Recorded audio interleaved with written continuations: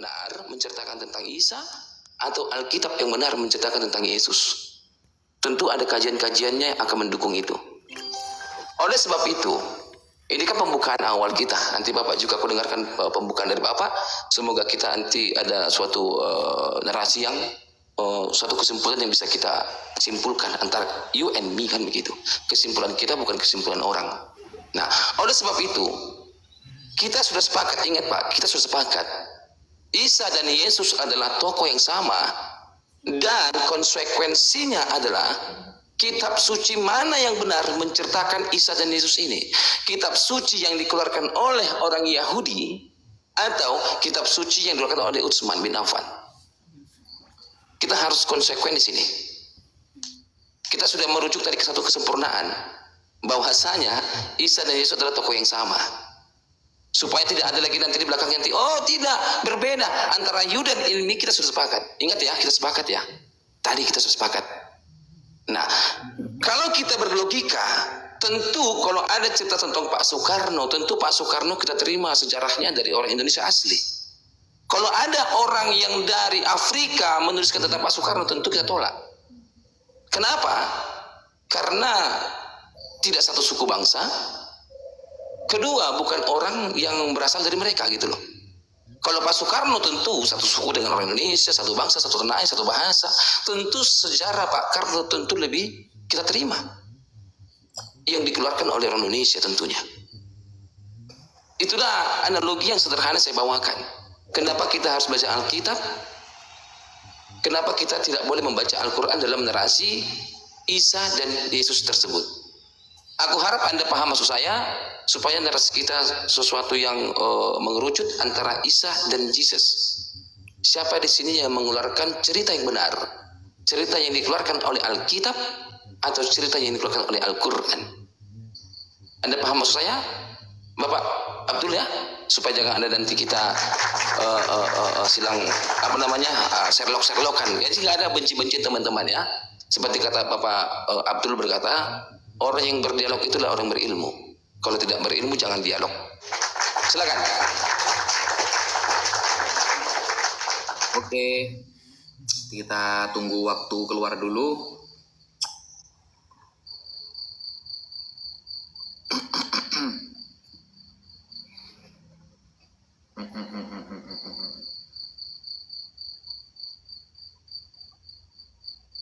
Yuk, diterima Mas CP. Bismillahirrahmanirrahim. Assalamualaikum warahmatullahi wabarakatuh. Dan selamat malam kepada seluruh teman-teman umat Islam dimanapun kalian berada. Dan teman-teman Kristen juga, satu bangsa, satu negara, satu Bhinneka Tunggal Ika. Jadi begini ya, tadi Mas CP di awal pembicaraannya mengatakan bahwa seluruh api apologet Islam Indonesia sudah tidak ada yang mau berdiskusi dengan beliau. Entah itu apa alasannya, saya tidak tahu, karena saya juga tidak sering juga dalam berdiskusi. Saya hanya jarang-jarang saja berdiskusi. Tetapi ketika ada orang yang mau mengajak diskusi, ya saya ladenin. Selagi dia tidak ada hujatan, benar-benar berdialog, benar-benar membawa data dan lain sebagainya. Yang pertama. Yang kedua, tentang Nabi Isa dan Yesus. Saya katakan sekali lagi, kalau kitab suci Bible menceritakan tentang Yesus dan Al-Quran menceritakan tentang Nabi Isa alaihi salam, maka jelas, sangat jelas, pasti ceritanya ada yang berbeda. Tetapi kita tidak akan pernah menemukan fakta sejarah ada seorang anak yang lahir dari seorang ibu yang bernama Maria atau Maryam, dan dia adalah keponakan Zakaria, dan hidupnya ada di tanah Syam. Kalau dulu istilahnya tanah Syam atau tanah Kanaan, atau lainkan hanya satu oknum. Pasti satu oknum yang dibicarakan, yaitu Isa atau Yesus. Sehingga kita perlu ada kesepakatan bahwa memang hanya ada satu sosok dalam fakta sejarah yang dipreteli, yang dijelaskan secara detail oleh dua kitab suci ini. Tetapi ceritanya memang berbeda. Bible adalah sebuah kitab suci yang diyakini umat Kristen yang lebih mengarah kepada sejarah. Sedangkan Al-Quran adalah sebuah kitab suci milik umat Islam, dan Al-Quran lebih mengarah kepada hukum-hukum baik halal, haram, hikmah, aturan, syariat, dan lain sebagainya.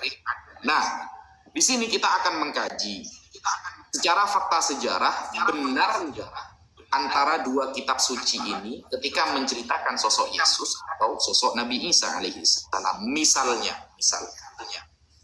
dua kitab suci ini sama-sama menerangkan tentang penyaliban misalnya. Sama-sama menerangkan tentang penyaliban. Nah, dari penyaliban ini umat Kristen meyakini Yesus atau Nabi Isa, katakanlah sama, adalah orang yang disalib dengan berbagai alasan dan berbagai dalil. Entah maksudnya adalah menebus dosa dan lain sebagainya. Sedangkan Islam secara tegas mengatakan wa qaulihim inna qatalnal masiha Isa bin Maryam wa ma qatalu.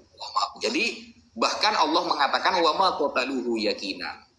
Nabi Isa tidak disalib, dan orang yang membunuh tidak yakin kalau yang dibunuh itu sebenarnya Nabi Isa alaihissalam. Dan pastinya kita akan menyampaikan berbagai dalil di sini. Untuk pertemuan kali ini dan di sini narasi saya yang pertama, ada pertanyaan kepada Mas Ketian Prince ya, Mas CP. Pertanyaannya begini. Bagaimana cara ya, ini dicatat Mas CP ya. Bagaimana cara Bible menentukan sebuah kebenaran dalam sejarah? Menggunakan ilmu apa? Validasinya bagaimana? Ya, cara menvalidasi sebuah kebenaran, sebuah ajaran yang terdapat di dalam Bible itu menggunakan ilmu apa? Bagaimana cara pembenarannya? Dan bagaimana cara kita bisa mengilmiahkan bahwa yang tertulis di dalam Bible itu benar-benar terjadi dan benar-benar disahkan oleh Yesus sendiri tentunya sebagai oknum yang kita bahas. Karena banyak kemudian nanti sebuah sejarah yang diterangkan, tapi ternyata ilmu dalam membahas sejarahnya saja kita belum paham. Menggunakan ilmu apa Bible? Islam menggunakan ilmu sejarah. Sejarahnya contohnya seperti Qososul Anbiya, seperti Ar-Rahiqul Makhtum, dan lain sebagainya. Ada ilmunya. Ya. Dalam meneliti sebuah kebenaran ada ilmunya. Nah, pertanyaan saya pertama, Bible menentukan kebenaran sebuah ajaran atau sejarah, ilmunya pakai ilmu apa, dan bagaimana cara menvalidasinya. Sekian, terima kasih.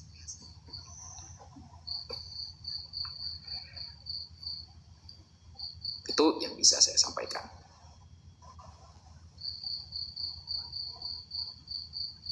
Cek suaraku ada? Ada, aman. Yuk. Ini matchnya gimana udah? Oh gini ya. Oke, thank you. Oke. Anda bertanya tadi bagaimana memfasilitasi suatu kitab suci, ya bagaimana tolak ukurnya. Ya, yang pertama, Alkitab kami itu ketika dikanonkan, kita bisa uji isinya apakah bertabrakan dengan sejarah apa tidak.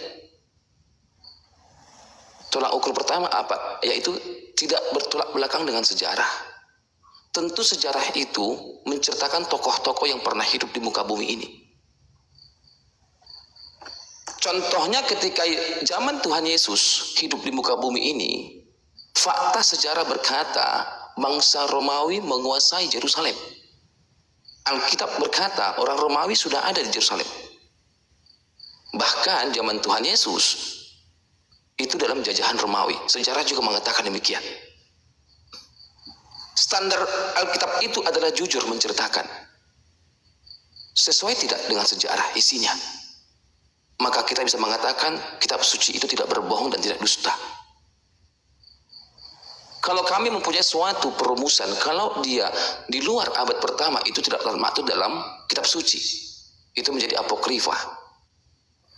Jadi apokrifa ini adalah pencatatannya yang tidak sesuai dengan, tidak sejaman dengan Tuhan Yesus. Seperti kita kutip dalam kitab 1 Yohanes 1 ayat 1, saya bukakan kitabnya sebentar. 1 Yohanes 1 ayat 1, sebentar ya. 1 Yohanes 1 ayat 1. Apa yang telah ada sejak semula, yang telah kami dengar, yang telah kami lihat, dengan mata kami yang telah kami saksikan, yang telah kami raba dengan tangan kami tentang firman hidup, itulah yang kami tuliskan kepada kamu. Yang pertama adalah kita mengetahui bahwa penulisan ini adalah orang-orang yang hidup sezaman dengan Tuhan Yesus. Bukan katanya menceritakan. Jadi oleh sebab itu, apakah yang mereka catatkan ini sesuaikah dengan sejarah apa tidak? Kalaulah yang mereka catatkan ini sesuai dengan apa yang terjadi dalam sejarah di muka bumi ini, tentu pencatatan mereka bukanlah suatu pemfitnahan. Alkitab mencatat Yesus berdoa, contohnya di Taman Getsemani. Kita cek apakah ada Getsemani, ternyata ada. Alkitab mencatat ada Sungai Jordan, apakah ada Sungai Jordan, ternyata ada. Alkitab berkata ada mengenai contoh Bukit Tengkorak atau Golgota, apakah ada sampai sekarang? Ada. Mereka dijajah oleh bangsa Romawi, apakah tersebut itu fakta sejarah mengatakan demikian? Maka pencatatan Alkitab ini, pengkanonannya, kita katakan ini jujur karena tidak bertolak belakang dengan sejarah. Sehingga Alkitab kami ini, yang pertama pengkanonannya, ingat, harus sesuai sejaman dengan Tuhan Yesus. 1 Yohanes 1 ayat yang pertama, apa yang telah kami dengar, apa yang telah kami raba, itulah yang kami catatkan kepada Anda. Oleh sebab itu, kalau ada orang yang tidak hidup dengan Tuhan Yesus, ada yang mencatatkan, maka kami sebut itu dengan apokrifa. Anehnya, kitab-kitab apokrifa ini termaktub dalam Al-Quran. Contoh saya ambil dalam suatu teks di sini, ya. Contoh di dalam Al-Quran ada itu Injil-Injil, contohnya makan dari pohon palem. Ini adalah kitab apokrifa dari pseudo Matius. Ini bukan masuk dalam kitab Matius kami.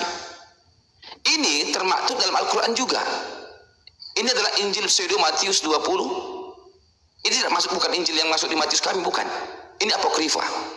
Ketika memakan buah kurma, tetapi di sini juga termaktub dalam Al-Quran. Yesus berbicara saat bayi. Ini adalah dalam Injil bayi Suryani. Ini apokrifa, tetapi ada dalam Al-Quran Yesus berbicara saat bayi. Lalu burung tanah liat. Burung tanah liat ini ada di Injil Thomas, apokrifa juga.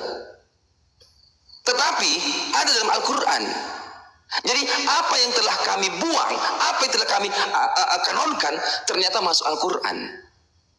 Ini kan sudah anu. Lalu apa lagi?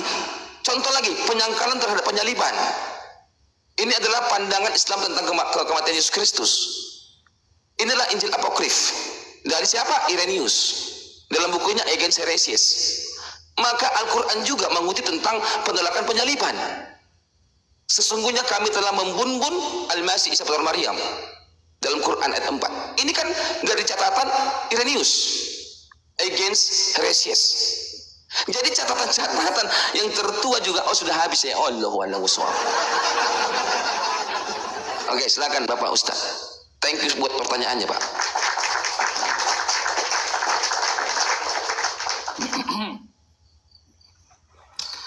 Oke, bismillahirrahmanirrahim.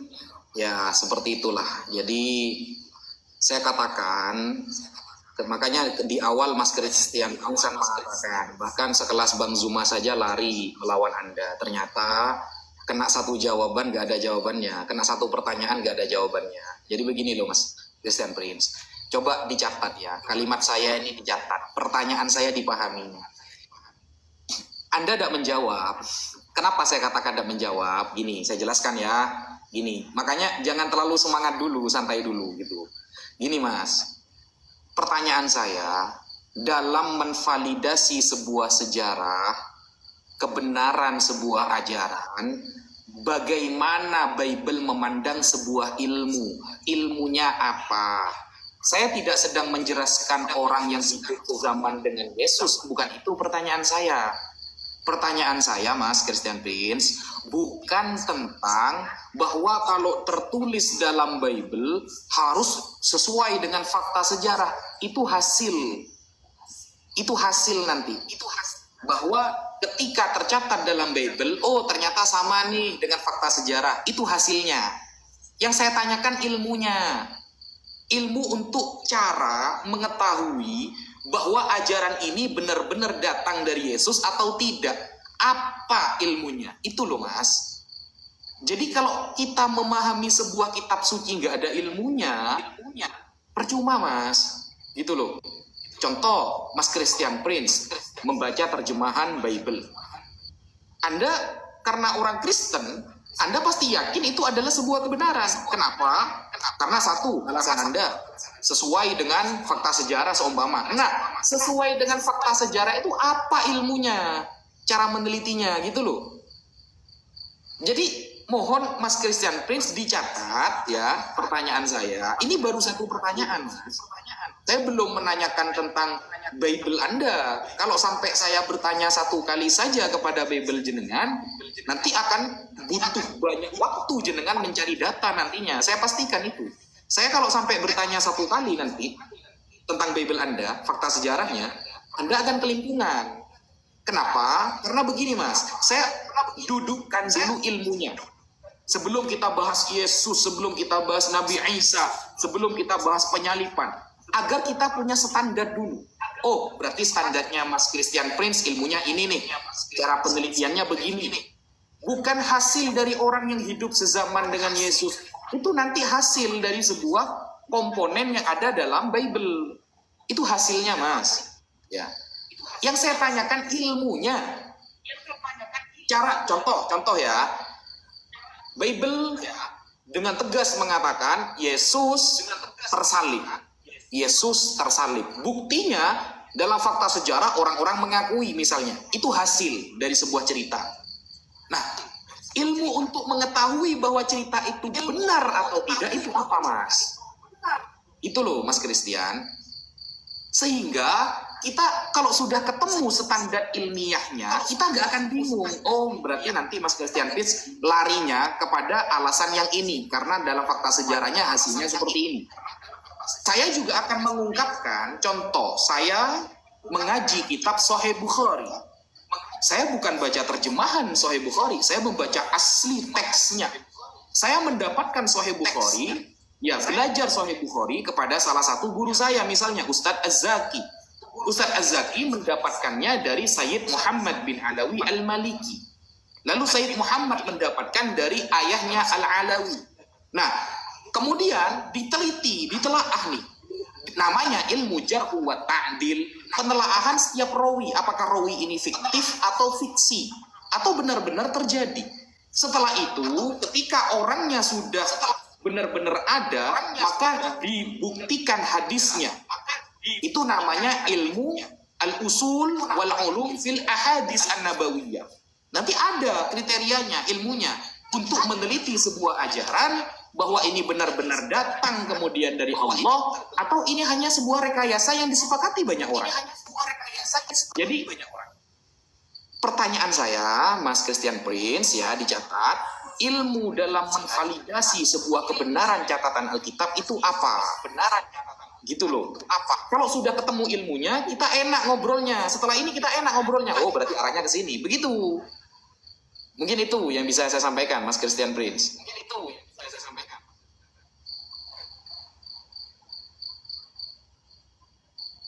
Oke. Bisa bikin lagi? Kita nunggu waktu dulu ya. Waktu dulu ya.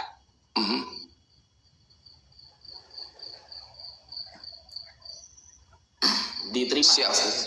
Oke, luar biasa. Iya. Sudah kan? Sudah. Oke, iya. Tadi Bapak Ustadz yang terhormat berkata tadi, aku catat loh pertanyaannya loh, ya, bukan aku catat loh ya Pak ya. Apa ilmunya membuktikan kitab ini dari Yesus? Apa ilmu membuktikan Yesus ada, Yesus salib, Yesus begini-begini? Apa buktinya? Yang pertama adalah tidak terlepas dari sejarah. Mau Anda suka, mau tidak suka, itu memang pembuktian. Apakah benar Yesus pernah ada? Sejarah membuktikan. Maka kitab itu dikatakan dusta atau benar, buktinya sejarah. Karena Alkitab ini ditulis oleh kisah-kisah terbelakang Bapak. Jadi sejarah dong. Jadi kita tidak bisa melepaskan kitab suci dari sejarah. Itu suatu ikatan yang tak bisa kita lepaskan. Karena bercerita tentang Yesus, murid-murid 12, mereka adalah orang-orang tokoh-tokoh yang pernah hidup 2000 tahun yang lalu. Kalau mereka pernah hidup di bumi, tentulah ada sejarahnya, kan begitu. Dan antum juga harus membuktikan apa sejarah perang Uhud, apa sejarah perang Khaybar, mana catatan dunia mencatat tentang hal itu. Apa hanya kesepakatan orang-orang sesama Islam? Yuk kita bikin catatan, yuk apa kita bikin perang Uhud, perang Khaybar, mana bukti sejarahnya? Gitu loh. Membuktikan Muhammad apakah Muhammad fiktif apa tidak? Saya akan membuktikan Muhammad fiktif malam ini untuk Anda. Karena Muhammad tidak ada sejarahnya. Muhammad ada karena kesepakatan orang-orang Islam. Muhammad ada karena ada kesepakatan orang Islam. Ingat, Muhammad ada karena kesepakatan orang Islam. Sementara Yesus Kristus ada di muka bumi ini karena fakta. Contoh yang pertama, Bapak bisa membuktikan kepada saya, oh ternyata Yesus sudah pernah ada di muka bumi ini. Yang pertama adalah catatan Josephus Flavius. Kita lihat di sini. Josephus Flavius, oh bukan, ini orang pencipta hadis, sorry. Ini adalah orang pencipta hadis, sorry. Ferdinand Munster. Ini adalah orang pencipta hadis, Sirah Nabawi, sorry ya. Oke, ini adalah Flavius Josephus.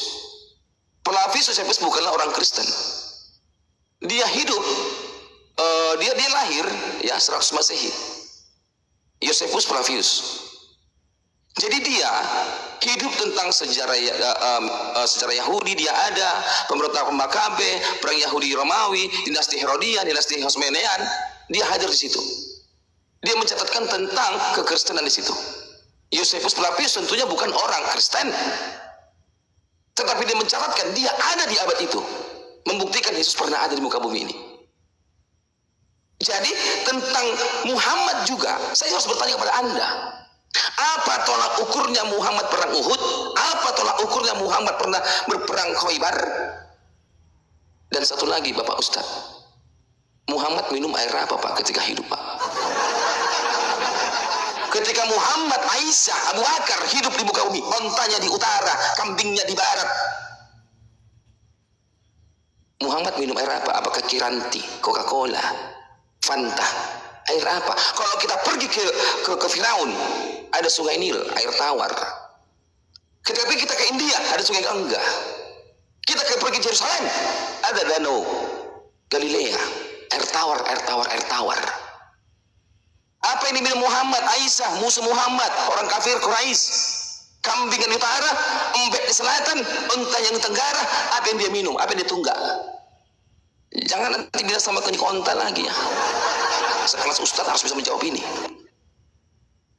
Apa yang mereka minum? Ini juga harus kita jawab ini. Apa mereka minum? Sehingga terbentuklah sejarah. Katanya, yuk kita Islam, kita sepakat yuk membuat surah Nabawi yuk kita Islam, kita sepakat yuk bikin hadis yuk. Apa? Ini kan kesepakatan Islam tersendiri. Apa yang mereka minum? Karena manusia tidak bisa lepas dari namanya air kehidupan. Catat itu Bapak. Mungkin nanti Bapak bisa lupa nanti. Tolong catat apa yang diminum Muhammad. Karena sekali lagi kitab suci ini tidak bisa dilepaskan dari sejarah. Muhammad menerima wahyu juga tidak bisa dilepaskan dari sejarah. Kecuali Muhammad hidupnya di mana namanya, dia naik UFO ya, dia ada di Jupiter, Saturnus, Uranus. Kecuali dia hidup di Saturnus, ya bumi tidak mengenal dong. Nah ya, tolong jawab saya sudah menjawab, ilmunya adalah sejarah. Suka nggak suka itu memang seperti itu. Sekarang Anda, apa yang diminum Muhammad, Aisyah, onta-onta dan juga bagal-bagalnya.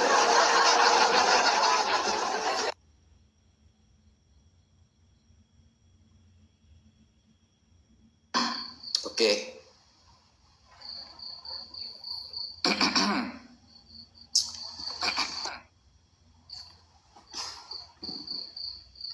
Yuk diterima.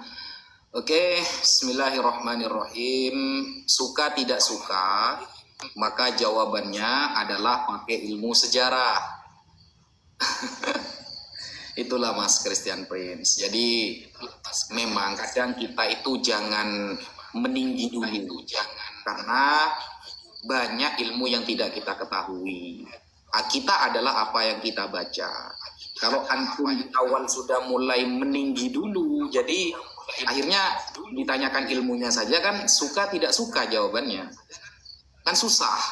Kalau sudah suka tidak suka adalah sejarah, sejarah itu hasil dari sebuah cerita yang mana cerita itu akan berujung kepada benar atau tidak. Begitu Mas. Tapi kalau gak ada ilmunya ya zong. Mas. Suka tidak suka ya tidak suka Mas. Masa suka? Ya tidak ada ilmunya kok. Contoh dalam masalah aligoris, bahasa majas. Majas kan dalam ilmu bahasa. Ini saya tidak sedang membahas Islam ya. Dalam ilmu bahasa, majas, aligoris itu dibagi menjadi dua. Ada majas mufrad, ada majas murakkab. Nah, itu namanya ilmu balaghah yang dipelajari semua agama. Ilmu balaghah. Nah, Al-Quran menggunakan ilmu balaghah itu pada 3 bab. Ma'ani, bayan, batin. Ilmunya ada. Sehingga kita akan tahu mana ayat yang bermakna aligoris, mana ayat yang bermakna secara zahir. Gitu Mas. Jadi kalau Mas Cepeng sudah mau suka tidak suka, kita ya sudah pakai ilmu sejarah. Semuanya ya sejarah Mas. Sejarah itu cerita pada suatu oknum atau suatu perkara yang diceritakan oleh orang-orang tertentu. Itu namanya sejarah. Ilmu sejarah ya penelitian. Yang saya tanyakan itu kitab suci Mas Christian Prince untuk menvalidasi sebuah kebenaran benar-benar ajaran dari Yesus misalnya. Gimana cara taunya? Kita kan umat Islam serba salah. Kalau kita memaknai secara terjemahan, nanti masalah. Tapi kalau kita nanti memaknai secara Ibrani atau Yunani, gak cocok juga. Makanya kalau kita dudukkan ilmunya dulu kan selesai. Kalau Anda bertanya tadi tentang Nabi Muhammad SAW meminum apa? Lah, Nabi Muhammad itu kalau kita lihat di dalam kitab-kitab hadis, ya kan Mas CP kan sering buka kitab hadis. Kan pasti tahu kan bahwa Nabi Muhammad meminum air susu ASI. Siapa? Ketika dia masih kecil, yang salah satu wanita yang mengasuh Nabi Muhammad adalah Sayyidah Halimah. Kan begitu. Nah, tadi saya lihat referensi Mas CP ini kan pakai Wikipedia. Sebenarnya saya tidak berharap pakai yang lain ya, tapi kalau ada Mas, referensi itu pakai yang murni, website Kristen. Kalau Wikipedia ini bisa diedit soalnya Mas. Wikipedia, soalnya saya awalnya mengira Mas Christian Prince ini benar-benar menggunakan data keren gitu loh. Kalau sama-sama Wikipedia, yang mengakui Nabi Muhammad itu banyak Mas di luar Islam. Bahkan salah satu sosok orang Yahudi menulis sebuah buku ya, ini Wikipedia kan. Kalau sama-sama pakai Wikipedia nih misalnya. Ya. Ada buku ya yang menerangkan tentang 100 orang-orang berpengaruh. Nabi Muhammad nomor 1 di sini Mas. Dan ini bukan orang Islam yang ngarang. Merupakan buku yang diterbitkan pada tahun 1978 karya astrofisikawan Yahudi namanya Mikhail. Nah, di dalam buku dia orang yang paling berpengaruh nomor 1 itu Nabi Muhammad, bukan Yesus. Nabi Muhammad, dia orang Yahudi. Kalau sama-sama pakai Wikipedia misalnya. Ya, meskipun di selain Wikipedia ini juga ada. Oke, saya kasih satu pertanyaan sekarang, Mas ya. Ini kalau bisa jawab keren. Saya ajukan sampean keren. Gini loh, maksud saya, kalau sampai saya bertanya itu begini nanti. Ini ya. Ini Mas, coba buktikan fakta sejarawan mana yang membenarkan ini, coba. Lukas 2 nomor 1 Mas. Pada waktu itu Kaisar Agustus mengeluarkan suatu perintah menyuruh mendaftarkan semua orang di seluruh dunia. Nah, sensus ini terjadi seluruh dunia. Bayangkan, ini fakta sejarah berarti. Coba saya tanya, sejarawan siapa yang membenarkan kasus ini? Pengen tahu Mas ya. Sejarawan siapa dan kapan terjadi ini? Yo, coba. Lukas 2 nomor 1 Mas. Saya uji 1 aja pertanyaan. 1 aja. Yuk. Dijawab Mas. Ya, sebelum saya jawab itu Bapak Ustadz yang terhormat, Anda tidak bisa menjawab pertanyaan saya, Muhammad minum air apa. Lalu Anda tadi ngaco, mufrad, mufokat, telalat, nggak ngerti saya apa maksud Anda itu. Lalu Anda mengatakan sejarah ditentukan orang-orang tertentu. Sejak kapan sejarah itu beragama, Mas? Sejarah itu tidak ada mufakat orang-orang tertentu. Sejarah sejarah. Sejarah tidak mengenal suku, tidak mengenal bangsa, tidak mengenal agama. Sejarah sejarah, Mas yo. Anda berpendidikan tapi ternyata tidak. Sejak kapan sejarah tentukan orang-orang tertentu? Mana sejarah Islam? Kalau kau mengatakan sejarah tentukan orang-orang tertentu, tentu itu keluar dari mulut Anda karena Anda orang Islam. Artinya sejarah Islam ditentukan oleh orang-orang Islam. Kalau kita orang berpendidikan, mana ada sejarah tentukan oleh orang-orang tertentu? Sejarah itu ada karena memang terbukti ada peninggalannya, ada seperti prasastinya, ada seperti arkeologinya, ada peninggalan-peninggalannya. Kau mengatakan Muhammad minum air apa? Minum air susu. Susu siapa diminum dia? Tentu yang diminum dia sehari-hari. Apakah dia sampai jenggotan minum susu juga? Yang diminum onta susu. Susu siapa diminum onta? Bagal. Aisyah, musuh-musuh Muhammad. Minum siapa dia? Kan saya mengatakan tadi, air putih apa? Air tawar apa yang mereka minum? Nggak ngerti juga pertanyaan saya. Lantas datang pertanyaan jawaban minum susu mamanya. Gimana sih? Anda bisa sih sanggup diskusi sama saya apa tidak? Lalu Anda mengeluarkan suatu pertanyaan, apa bukti sejarah Quirinius mengeluarkan suatu dalil untuk membuktikan dia itu pergi sensus penduduk. Di dalam Alkitab tertulis Quirinius melakukan suatu sensus. Itu tertulis dalam Alkitab saya. Tentu sejarah itu juga disepakati oleh orang-orang Roma. Sebab Roma memang mereka itu menjajah daerah situ. Seluruh dunia maksudnya bukan berarti ada orang Cina di Tiongkok di sensus. Karena memang orang Roma saat itu menjajah. Artinya orang pertama kali melakukan sensus di muka bumi ini. Jadi Anda ketika menjawab pertanyaan saya, air minum apa? Air minum susu, susu siapa diminum? Maka saya mengatakan Muhammad ini fiktif, Aisyah fiktif, Abu Bakar fiktif. Nggak ada kehidupan di sana, nggak ada sumber air, tapi bisa hidup, bisa berperang. Tapi ya tuh, apa yang mereka minum selama mereka hidup? Kau katakan Michael Hart, Muhammad tokoh pertama. Dikatakan situ, ingat Mas, Michael Hart orang Yahudi. Tentu, kenapa Muhammad dibikin tokoh pertama? Kalau kita punya otak, di dunia ini siapa orang yang paling mayoritas di dunia ini? Kristen. Mayoritas di muka bumi adalah Kristen, bukan Islam. Maka, kalau dikatakan Michael Hart nomor satu adalah Muhammad, tentu itu tidak benar. Itu yang pertama.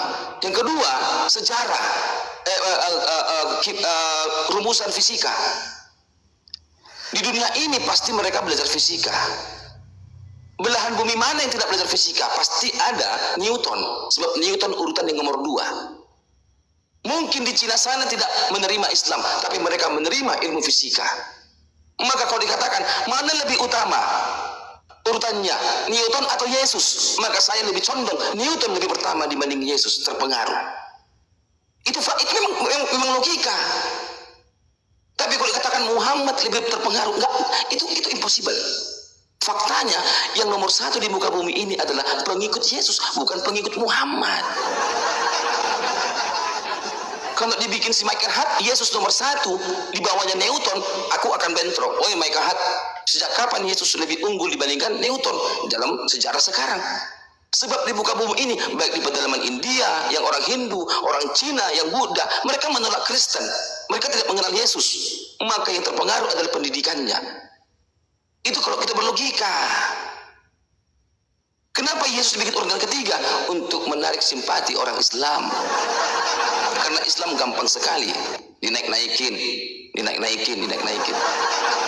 Tentu kalau dibikin nanti Muhammad urutan sekian, maka bentrok nanti Yahudi sama Palestina. Coba jawab dulu saya deh.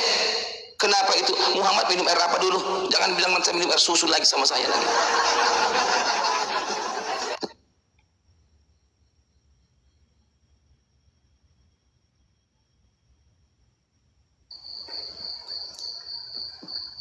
Oke.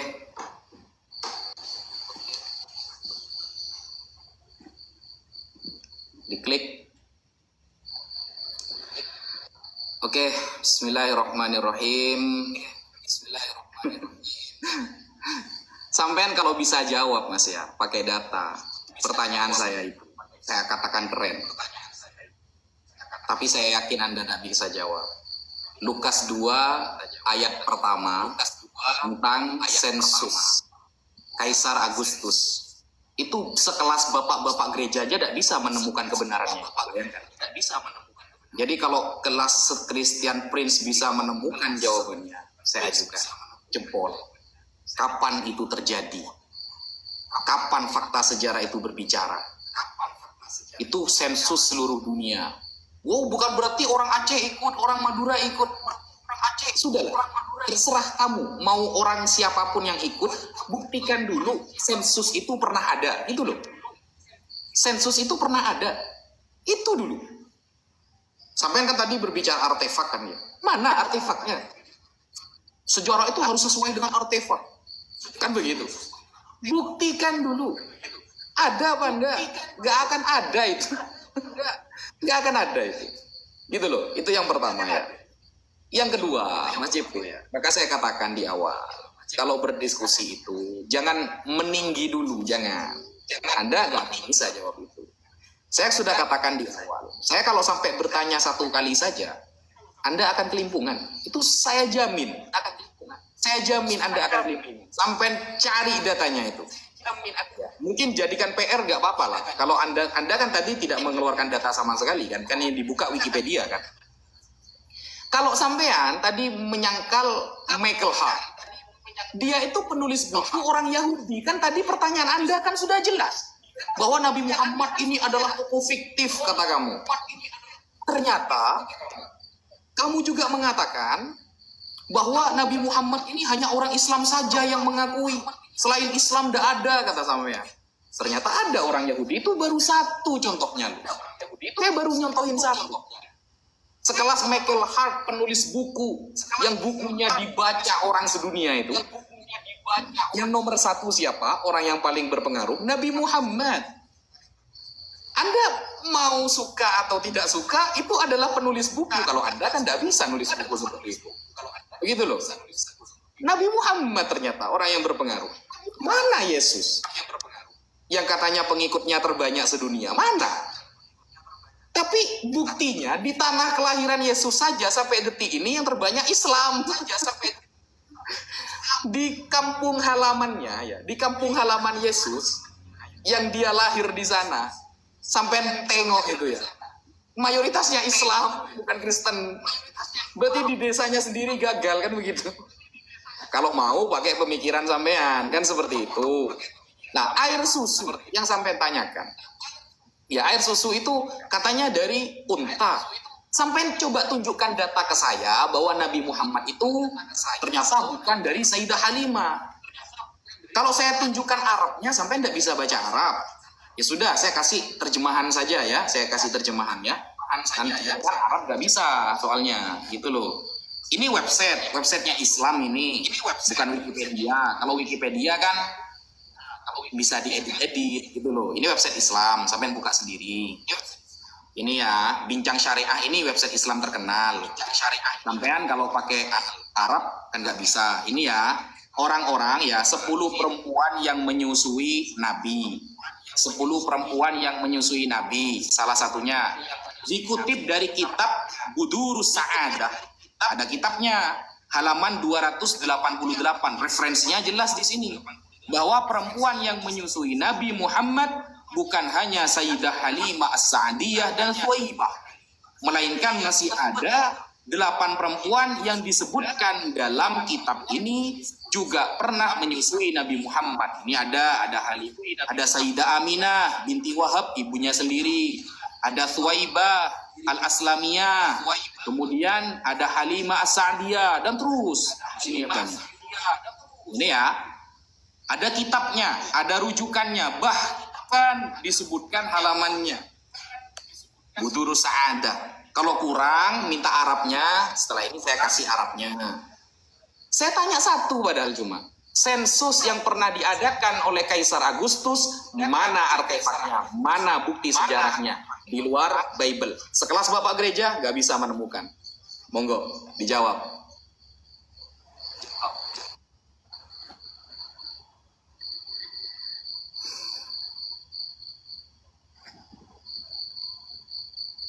Oke, mana itu PKPK-nya?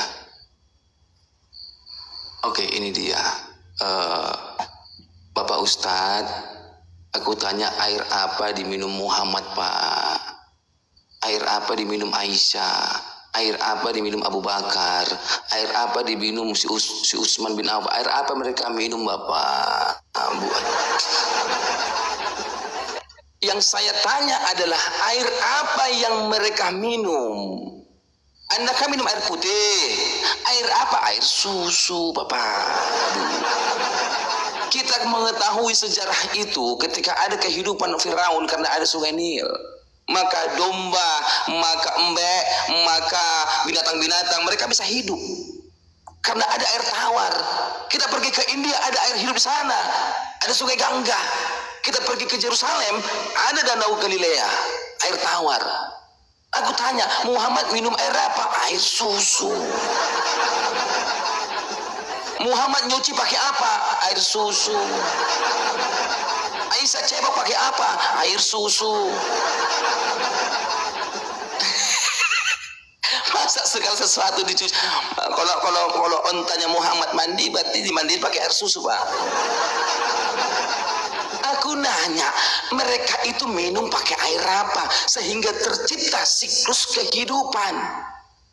Aku tanya tadi hal sederhana loh. Kamu tanya lawan sensus. Tidak katakan di Alkitab itu.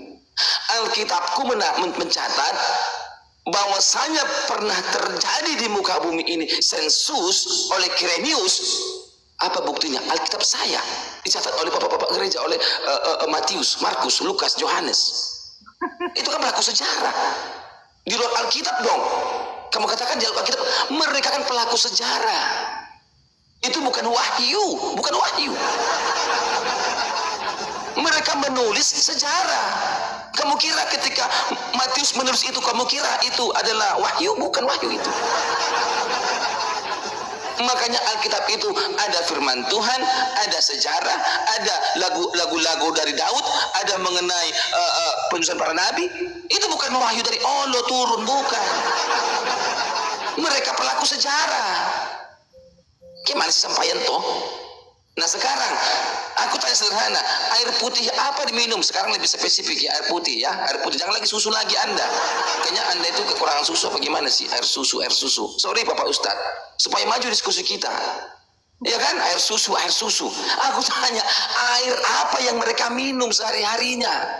Gitu loh. Kamu kata di Michael Hart. Logikanya Pak, logikanya. Siapa nomor satu di dunia ini? Kristen. Otomatis lebih berpengaruh Muhammad atau Islam? Atau Muhammad atau Yesus? Pasti Yesus dong logikanya. Kenapa orang Yahudi mengatakan Muhammad? Karena supaya mereka cari kawan. Coba dibikin Muhammad tak terpengaruh. Oh mungkin ada demo di Amerika Serikat. Ada demo itu. Kita berlogika aja dah. Pengikut Yesus itu berapa miliar? Pengikut Muhammad berapa miliar? Kok lebih berpengaruh yang datanya yang ono sementara pengikutnya sekian ono. Contoh Bapak Abdul, pengikutmu katakanlah 10, pengikutku 20. Masa kamu lebih berpengaruh daripada saya? Orang saya 20 kok. Berlogikalah kita berpikir. Kalau dikatakan Newton dengan Yesus mana lebih pengaruh? Kalau orang Yahudi itu Michael Hart mengatakan Yesus, maka saya ngamuk. Kenapa Yesus, bro? Belum tentu Yesus diterima dunia ini. Kan begitu. Pendalaman India, orang-orang Buddha Tiongkok sana, kan mereka kan bukan Kristen. Otomatis mereka tidak mengenal Yesus. Tetapi bagaimanapun juga mereka mengenal dengan ilmu fisika. Maka sudah pas itu urnya. Newton dulu, baru Yesus. Jelas sekali itu. Tetapi kenapa Muhammad dibikin nomor 1? Cari kawan, bro. Supaya Israel sama Palestina agak semakin cari kawan supaya tidak demo-demo. Pakai otak dong. Anda itu sebenarnya lagi tidak lagi berotak, makanya dikatakan Muhammad nomor 1. Oke, berikutnya Tolong jawab saya, air minum apa yang diminum Muhammad? Air putih apa, Pak? Air putih apa yang diminum? Jangan lagi air susu. Supaya terbukti Muhammad ini bukan tokoh fiktif. Gitu loh. Masa Muhammad lahir susu. Mau metong susu terus. Masa cuci sepeda motor nanti pakai susu, Pak? Jangan begitu. Ya, supaya diskusi kita sehat nih. Tadi Anda mengatakan sejarah itu ditentukan oleh orang-orang tertentu. Tidak, sejarah itu tidak mengenal suku, bangsa, budaya, dan agama. Jangan sengklek dong, Pak. Ayo, silakan. Ya. Oke, paham.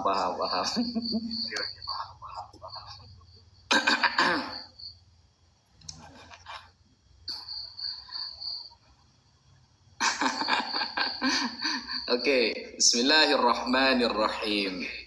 Sudah terkuak ya teman-teman ya. Kena satu pertanyaan, nggak bisa jawab, nggak ada datanya. Jawab. Datanya dari mana? Dari Bible katanya. Kalau sama-sama dari Bible, saya pakai Quran juga bisa dari tadi.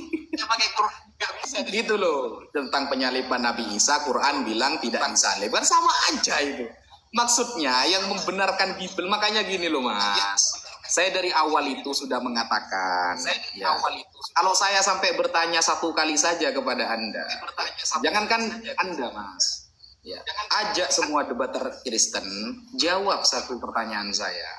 Yang membenarkan fakta sejarah di dalam Bible itu, kalau Bible kan iman Mas.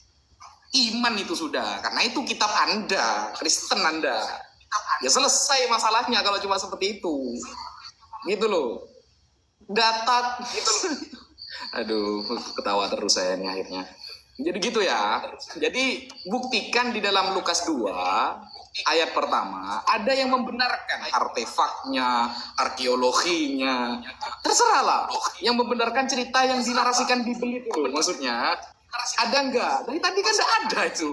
Malah datanya di Bible katanya. Ya lucu Mas kalau seperti itu, gitu loh. Jadi kalau terus pertanyaan masalah air ini, Mas Christian Peace ada masalah apa dengan air ini ya?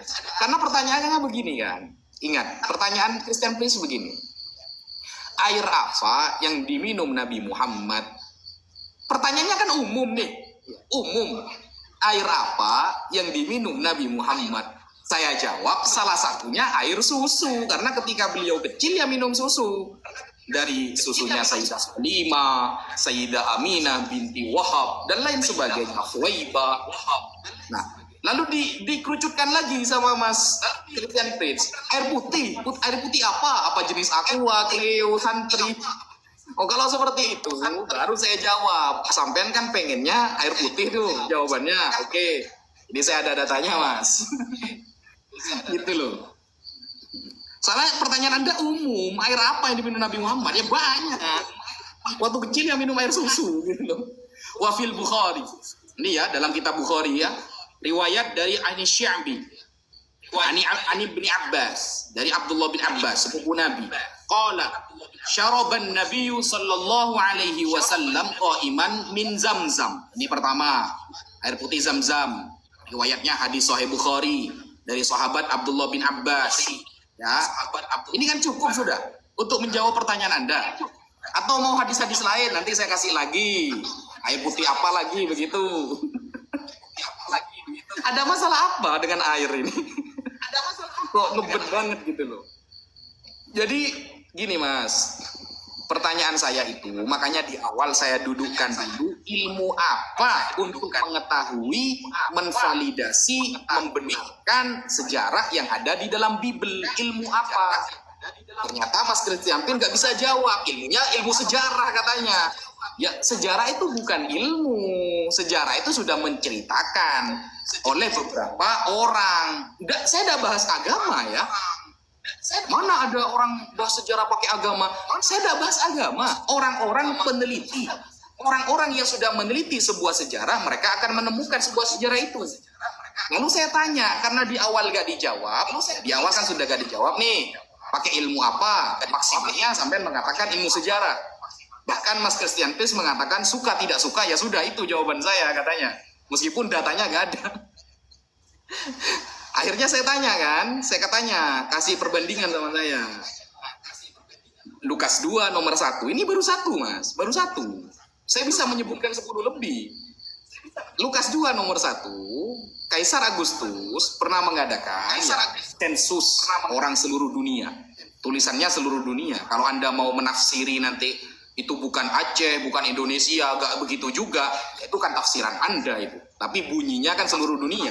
Di awal Anda kan tidak mau tafsir, gitu loh. Tapi ternyata Anda menafsiri bahwa seluruh dunia ini dikerucutkan sama Anda. Bukan ini, bukan dunia, bukan semuanya. Kan seperti itu. Saya minta bukti bahwa cerita itu benar pernah ada gitu loh. Anda kan tadi di awal bawa arkeolog, artefak apalah itu. Coba, di luar Bibel ada gak yang membenarkan itu? Datanya mana? Gitu, sekelas bapak-bapak gereja aja gak nemu loh data itu. Sekelas bapak gereja gak nemu data itu. Bapak gereja gak nemu data itu. Monggo, Mas. Oke, iya. Terima kasih air zam-zam. Iya. Oke, air zam-zam tadi ya Pak Le ya, air zam-zam. Oke. Kita bikin dong TKPK-nya. Ya, tunggu air dulu. zam-zam. Keluar. Ya, tunggu dulu. Ya. Oke.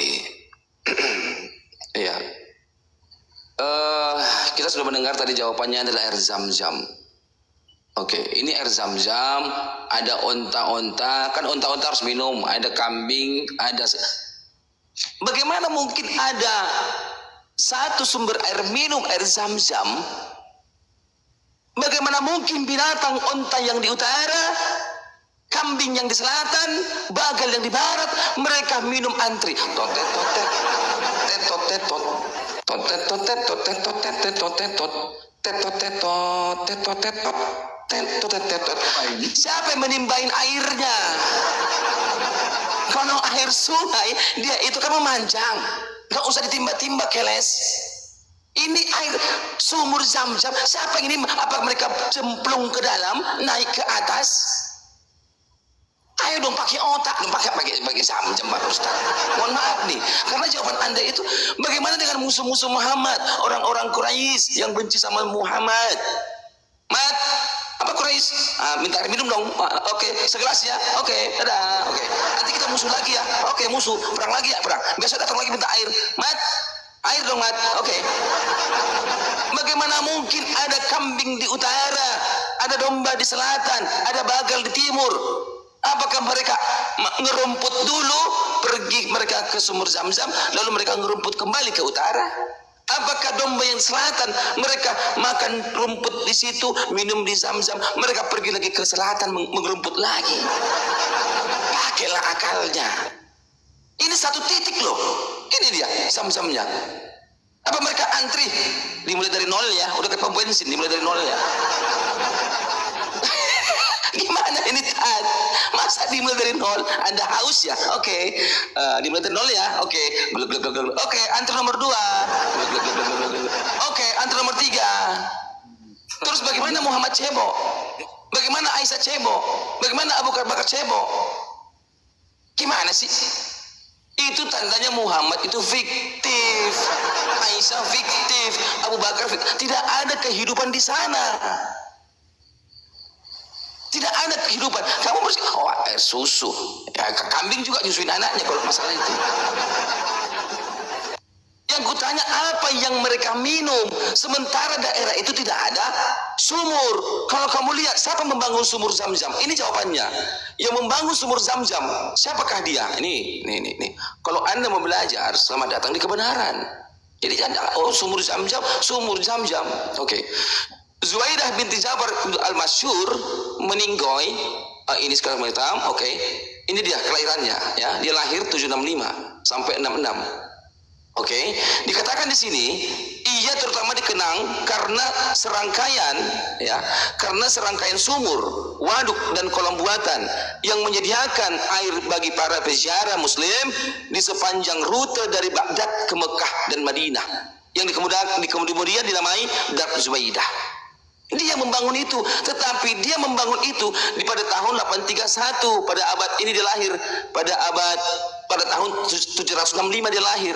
Otomatis dia bangun tahun 800-an, kan begitu. Datu Zubaidah.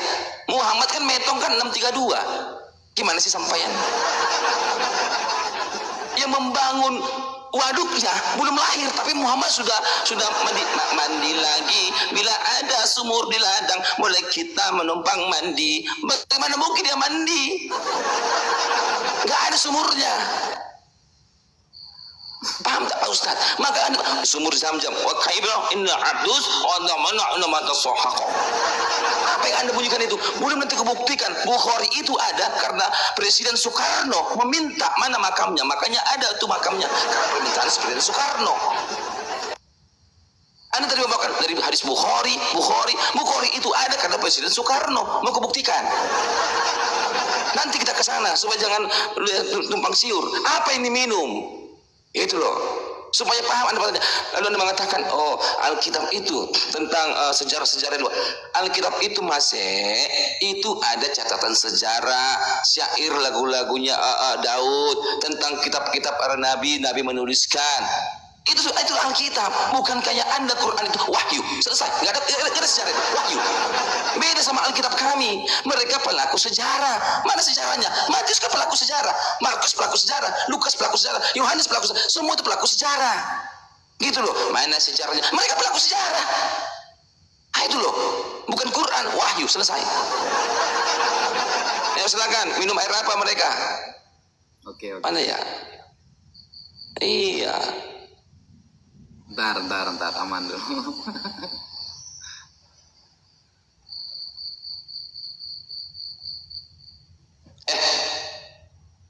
Udah. Lagi-lagi gak ada jawabannya kan? Gak ada teman-teman, gak ada. Kalau cuma framingan, siapa yang gak bisa kalau cuma framingan? Karena saya itu tidak biasa berdiskusi itu lebih bermodal framingan. Saya tidak biasa seperti itu. Jadi saya tunjukkan data dulu, baru ngomong. Itu bukan banyak ngomong dulu, datanya tahun depan. Bukan, gini Mas JP. Yohanes pelaku sejarah, Lukas pelaku sejarah. Oke lah, mereka pelaku sejarah. Pertanyaan saya, yang membenarkan atas tulisan Lukas itu di luar Bible. Jadi kalau cuma pakai Bible apa bedanya saya kalau pakai Quran? Kan sama-sama pakai iman Mas JP.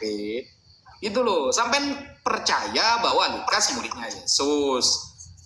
Pakai iman, makanya tulisannya dianggap benar semua. Mana sensus itu? Dari tadi saya tunggu gak ada dari tadi. Saya sudah katakan dari awal, saya kalau sampai bertanya, jenengan itu mohon maaf Mas JP, sampai tidak akan bisa jawab, gitu loh. Itu baru satu. Nanti kalau saya sampaikan pertanyaan-pertanyaan selanjutnya, sampean akan mengatakan, Anda akan mengatakan, ya sudah itu dalilnya di Bible, gitu kan? Kalau sama-sama di Bible dalilnya, ngapain kita diskusi gitu loh?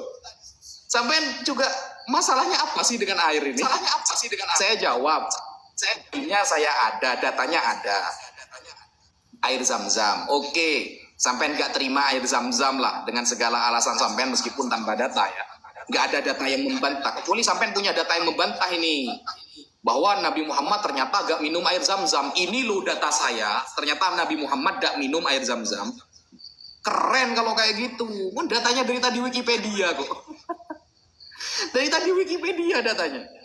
Mohon maaf ya. Ini bukan kelas saya sebenarnya diskusinya. Oke lah. Ini mungkin kalau sampai tidak mau air Zam-Zam, oke, saya kasih air yang lain ya. Saya kasih air yang lain. Gak mau Zam-Zam dia guys. Maunya aqua. Ini ya. Ini hadis juga. Waruya dan diriwayatkan an Ja'far bin Muhammad dari Ja'far bin Muhammad qala karena Rasulullah sallallahu alaihi wasallam yasta'dzibu lahu min bi'ri ghars wa minha ghasal. Jadi riwayat dari Ja'far bin Muhammad bahwa Rasulullah mencari air untuk dirinya diminum dari air sumur ghars namanya, dan beliau juga mandi dengan air sumur ghars. Ini namanya ya, ghars ya. Nih saya tambahi, tidak mau Zam-Zam, air sumur sekarang. Gak mau air sumur yang ini, boleh saya tambahi lagi. Gak mau air sumur so mama, oke saya kasih lagi. Warawa at-Tabarani, meriwayatkan Imam Tabarani bisanadin jayyidin, dengan sanad yang sangat baik, Ani bin Umar radhiyallahu taala anhuma, semoga Allah meridhoi keduanya, karena Rasulullah sallallahu alaihi wasallam yub'its ilal matahir fayu'ta bil ma'i fayashrabuhu yarju barakata aidil muslimin. Bahwa Rasulullah pernah datang ke matohir. Matohir itu tempat seperti kolam yang ada airnya. Lalu beliau juga minum, fayashrobu. Yashrobu ini artinya minum dari tempat air tersebut. Yang tujuannya salah satunya beliau yarju barokata aidil muslimin, mengharap keberkahan dari orang-orang Islam. Ayo, Zam-Zam tidak mau. Sekarang ada matohir, bentuk seperti kolam yang ada airnya. Ada juga hadisnya, sanadnya jayyid, soheh, bukan hadis do'if ini. Atau yang sumur, kalau gak mau sumur gores.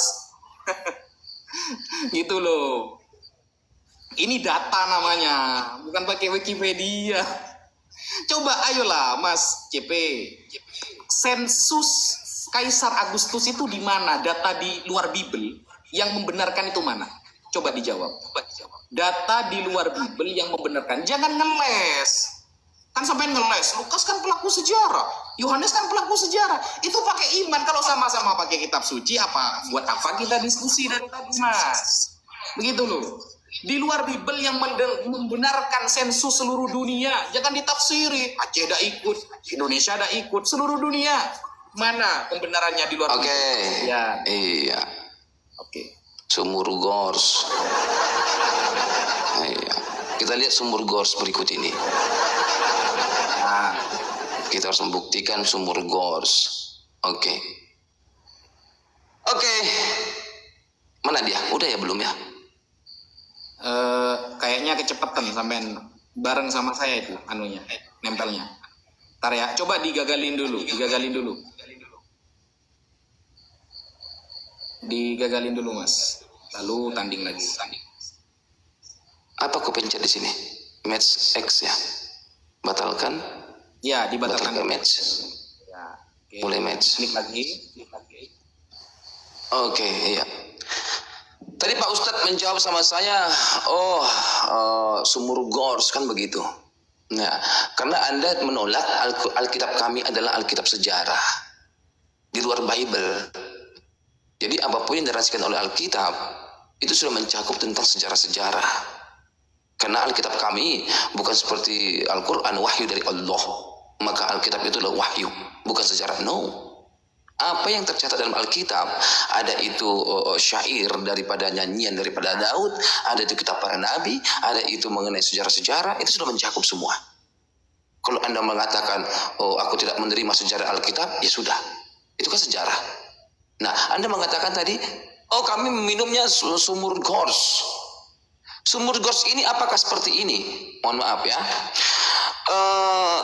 Saya mendengar Rasulullah SAW ketika dikatakan pada beliau bahwasanya engkau telah diberi dari sumur Budla'ah, sumur Gors, yaitu sumur tempat pembuangan bangkai anjing, bekas kotoran haid dan kotoran manusia.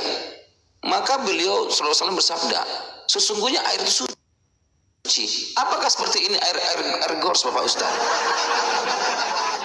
Saya belum tahu apakah air ini yang diminum oleh Muhammad sehingga kau mengatakan, oh air Gors, air ini. Bagaimana ini Pak Ustaz? Apakah Rasulullah, kenapa Rasulullah itu minum air beginian? Ini kan dikatakan sini bahwasanya engkau telah diberi air dari sumur Bidla'ah. Iya kan? Apakah begini air Gors yang Anda maksud Bapak Ustaz? Tempat pembuangan bangkai anjing loh Pak Ustaz. Bekas kotoran haid dan kotoran ini sahih loh. Ini sahih. Gitu loh. Jadi mungkin Anda tidak pernah membaca ini. Apakah air Gors itu seperti ini? Gimana sih air Gors itu? Kalau sumur Zam-Zam kan sekarang kita lihat di televisi kan airnya air putih. Mereka pergi ke Madinah air putih ya kan. Air Gors ini air apaan? Apakah air seperti ini? Gitu loh. Sehingga Rasulullah pergi ke tempat pembuangan bangkai anjing, bekas kotoran mohon maaf loh, tertulis loh ini, dan kotoran manusia. Maaf ya, maaf, 1000 kali maaf, karena tertulis loh. Maka beliau SAW bersabda, air itu bagus, air itu suci. Kenapa sudah bekas malah dia pakai gitu? Sudah di mohon maaf Pak Ustaz, malah ada suci. Kalau perbandingannya adalah mungkin suatu danau, katakanlah danau itu luas sekali. Kalau ada bangkai anjing nyemplung di ujung jauh sana, aku masih mau mandi loh, karena perbandingannya luar biasa. Iya kan? Ada bangkai anjing di titik yang paling jauh, aku masih mau mandi loh di pinggir-pinggir sini gitu. Kalau ada air di sumur, kalau ada bangkai lalat, masih mau aku minum air itu. Lalat loh, masih lalat, masih mau. Karena itu sumur, perbandingannya kan jauh sekali gitu loh. Ini sumur berbanding bangkai anjing.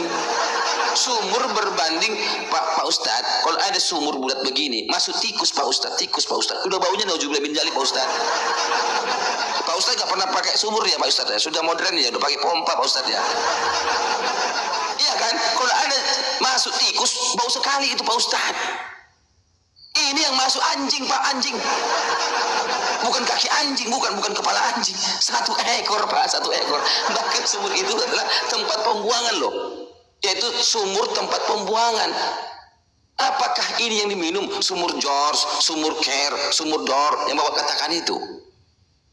Nah itu loh, supaya kita tahu sumur seperti apa yang dikeluarkan oleh sumur itu.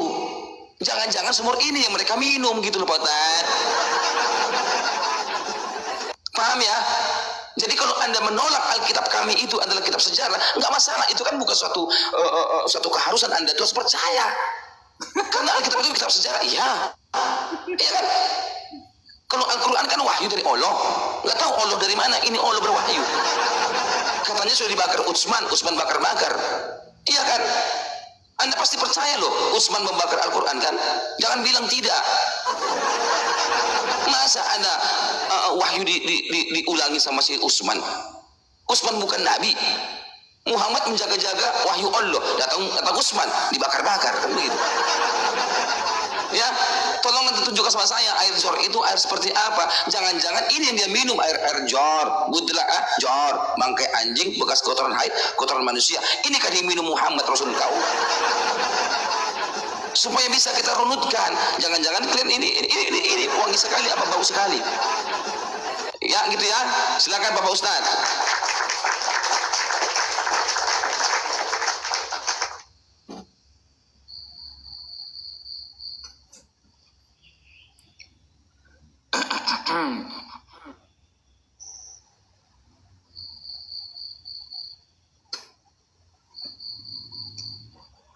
Oke, bismillahirrahmanirrahim.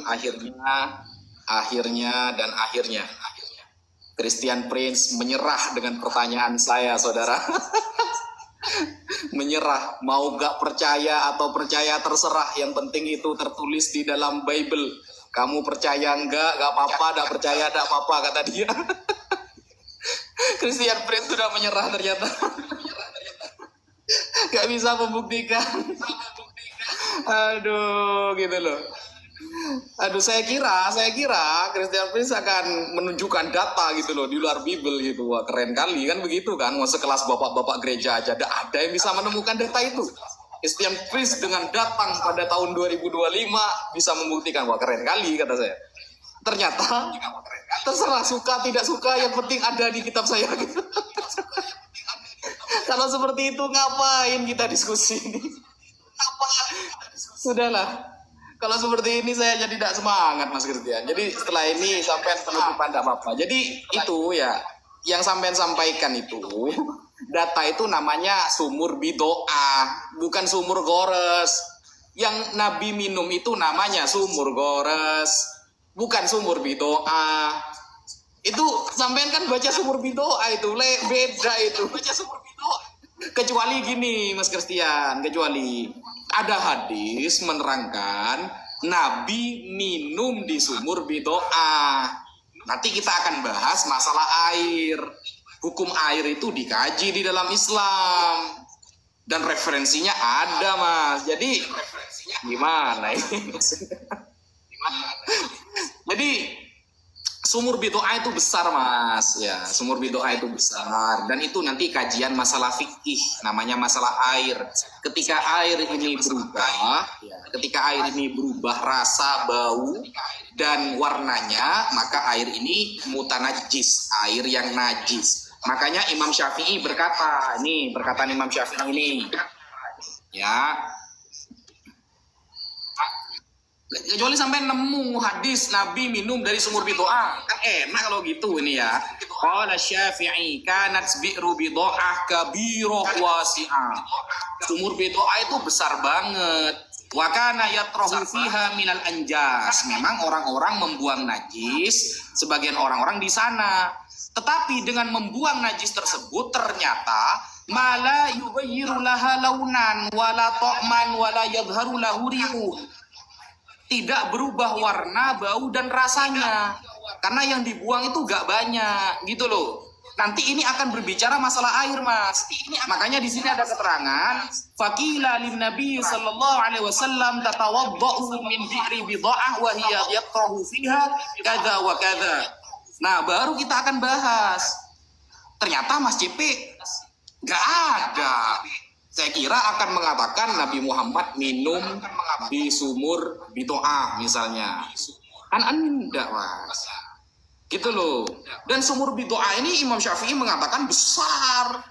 Dan sampah atau najis yang dibuang di sana gak merubah warna, gak merubah rasa, gak berubah bau. Itu namanya hukum air. Nanti masuknya bab fikih. Gitu loh. Bukan begini. Semua pertanyaan Anda itu saya kasih data, Mas. Kullu ma kharaja min lisanika, ya, semua yang keluar dari lisan Anda, maka u'tika dalilan sahihan. Aku akan menyampaikan dalil dengan sahih.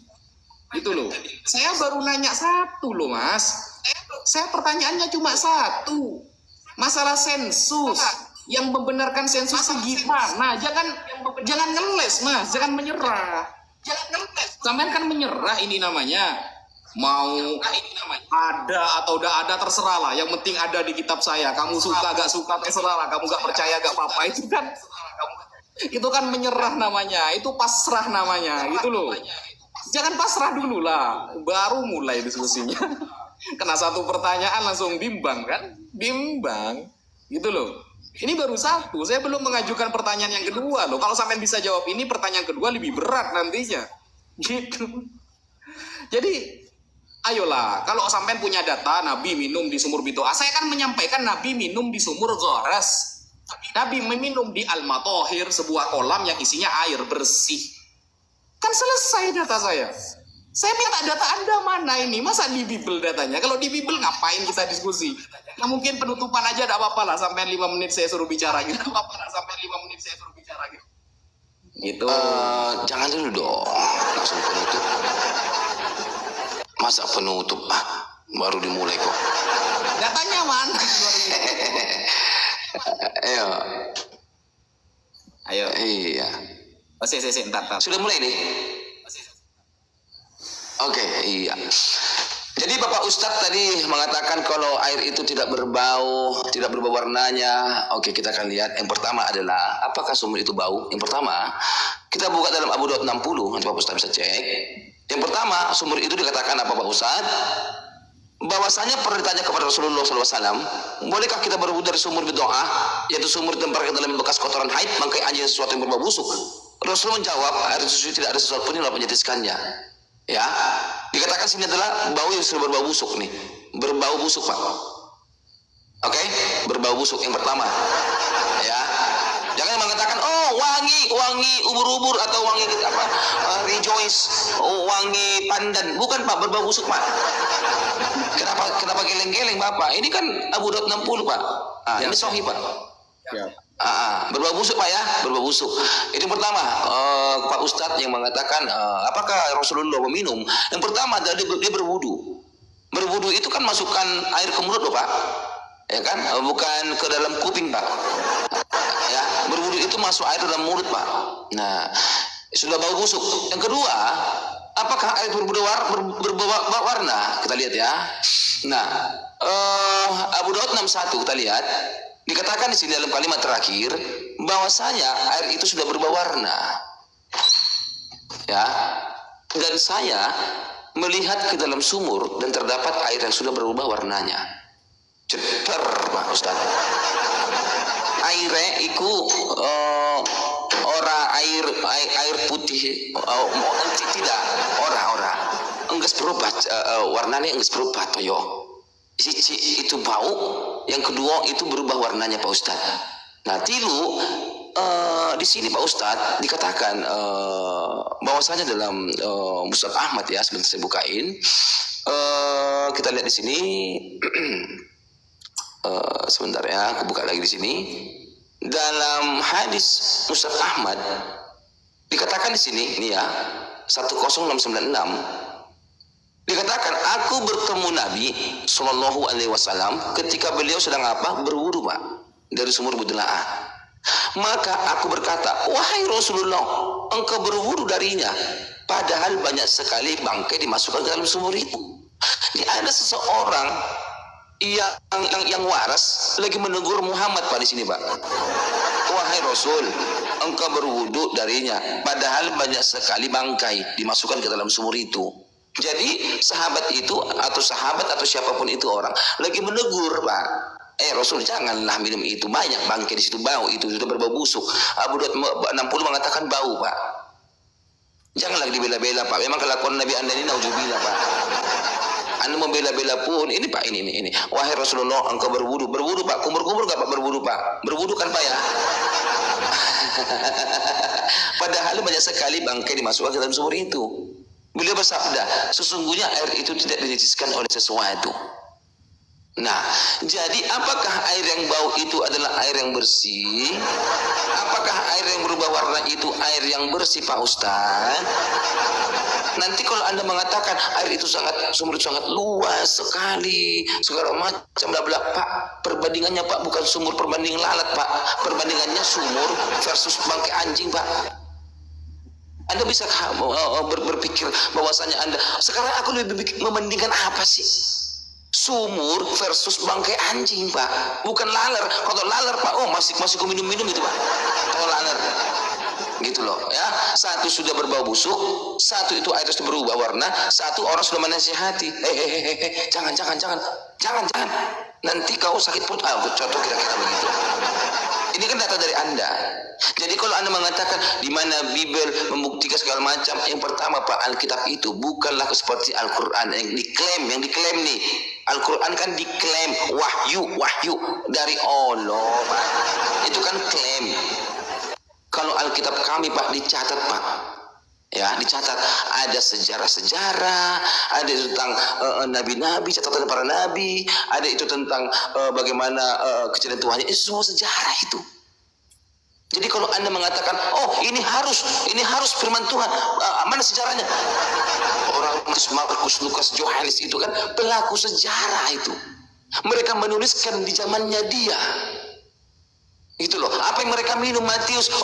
Air dari Danau Galilea, kan begitu. Muhammad minum apa coba? Air Dor. Air apa nih minum? Gitu loh ya. Apakah air seperti ini, Pak Ustadz? Ayo lanjut lagi lah. Janganlah kabur. Aku pengen tahu minum air apa Nabi Anda. Ayo, mana ini? Itunya, tandingnya, ayo. Nah, tanding ulang nih. Gini, ya, saya Pak Ustad. Ini Mas CP gitu loh. Maksa banget sih gitu loh. Padahal saya sudah nyebutin ya. 1, di Al-Matohir Nabi minum suatu kolam yang isinya air bersih. 2, Bi'ru Ghors, ya, sumur Ghors, juga air diminum. Jelas lafadznya Nabi minum. Di sumur Bidoa sampai nggak punya data Nabi minum, maksimalnya wudhu kan. Kalau wudhu itu hukum fikih nanti, gitu loh. Dan ya tadi sempat dijelaskan hadis riwayat Imam Abu Dawud bahwa air itu berubah warnanya. Berubah gara-gara apa warnanya, gitu loh. Ini ya saya jelaskan. Aduh, Mas Ipe. Santai tapi ya. Ini kan yang sampean baca kan ya. Hadis Sunan Abi Dawud ini tentang air bidoa. Faqala Rasulullah sallallahu alaihi wasallam innal matahur la yunjisu syai'un. Qala Abu Dawud wa sami'tu Qutaibah bin Sa'id wa sa'altu qaim fikru bidoa, tentang air bidoa. Nah, coba dibaca itu sampai selesai. Nah, ini makanya tidak bisa di dalam Islam itu Mas JP, tidak bisa belajar hanya pakai terjemahan Mas JP. Saya ulangi ya, di Islam tidak bisa belajar hanya pakai terjemahan. Ini ya, Imam Abbadi atau Al-Ubadi dalam kitab Aunul Ma'bud, syarah Sunan Abi Dawud. Jadi ada kitab yang mensyarahi hadis yang sampean bawa, namanya Aunul Ma'bud, syarah Sunan Abi Dawud. Menjelaskan bahwa perubahan warna air pada sumur bidoa tersebut menurut Imam Nawawi adalah disebabkan karena lamanya didiamkan jedjar. Ya, bukan karena bangkainya, karena sumurnya besar gitu loh. Karena lama didiamkan. Coba lihat syarahnya. Syarahnya itu lihat Aunul Ma'bud, syarahnya Sunan Abi Dawud. Karena lama diam itu. Makanya ketika sampean mau bawa-bawa terus tadi ya bangkainya bau, ya bangkai ya bau. Tapi yang ditanyakan ada nggak? Tapi yang di hadis tersebut menerangkan setelah dilempar bangkai, airnya gara-gara bangkai itu menjadi bau. Ada nggak? Nggak ada. Nggak ada. Saya tunggu sampai Dajjal keluar, nggak ada itu. Setelah dilempar bangkai, airnya yang menjadi bau sebab bangkai itu. Ada apa enggak? Nggak ada. Kalau bangkainya bau, yang sampai baca hadis itu bangkai yang berbau.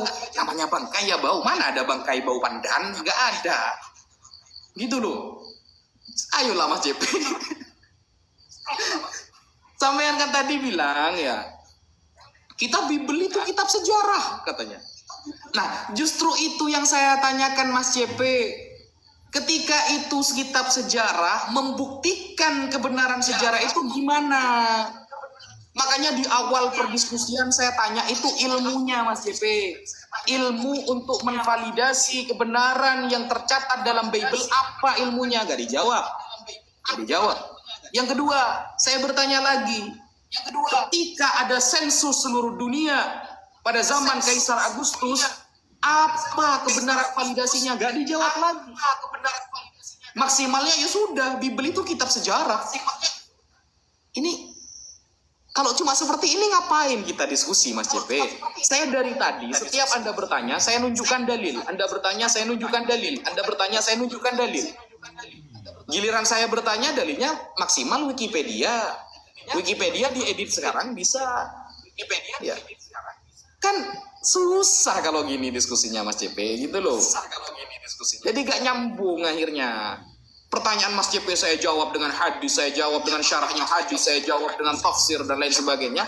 Mas JP, ya sudah Bible itu, dalil saya Bible itu sudah.